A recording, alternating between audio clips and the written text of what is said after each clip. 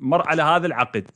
بنود هذا العقد اللي انا يعني عندي المعلومه انه يهتم بالفئات العمريه، تطوير الكفاءات العراقيه، ايضا الارتقاء بمستوى الانديه. دكتور، التمسنا هذا الشيء اولا. نعم. اولا يعني المفروض حينما يصاغ عقد في منظومه كرويه كما عملنا في كثير من المنظومات الكرويه سابقا، حينما يصاغ العقد ويتم الاتفاق والارتباط والتواصل يتم عن طريق اللجنه الفنيه حصرا. وإن لم تتواجد لجنة فنية حصرا داخل أروقة المنظومة فيوجد هنالك معتمد للجنة الفنية في البلد المعني أو في الأقطار المعنية، مثلا أوروبا الشرقية فيها معتمد، أوروبا الغربية وهكذا.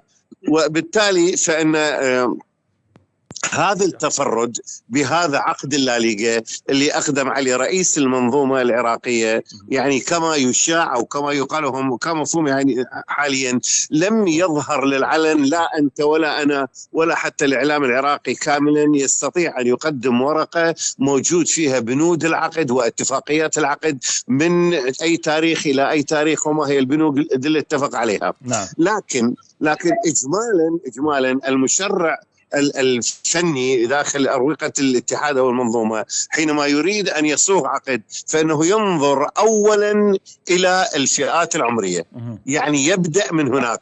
أساسا عقود اللاليغا يجب أن يكون المنتخب الوطني آخر اهتماماته يجب أن تنصب على شغلتين أساسية. الشغلة الأولى هي منظومة الفئات العمرية. الفئات العمرية مقسمة إلى مرحلة تطوير المدربين، مرحلة تنمية الملاعب، مرحلة تنمية سيكولوجية وسلوكيات اللاعبين، مرحلة عقد شراكات بين هؤلاء الفئات العمرية، وبعدين استحداث دوري للفئات العمرية على الأقل بما يتواجد، قد يكون مثلا لأعمار 14 15 16 أو لأعمار 10 فما فوق، أو في بعض الدول الأوروبية عندها اتفاقيات لأعمار 10 سنين من خمسة كاتيجوري، يعني 5 تصنيفات: 10 1 10 2 10 بي 10 سي وهكذا.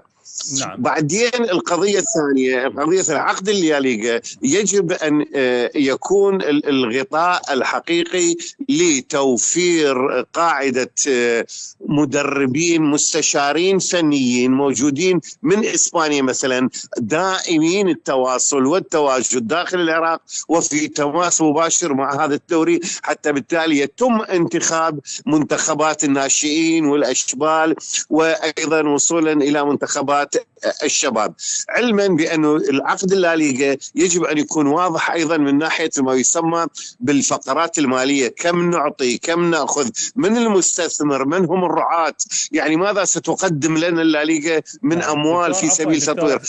دكتور علي عفوا، إلى الآن احنا يعني أنا هسه أحكي وياك وحقيقة نجهل بعض البنود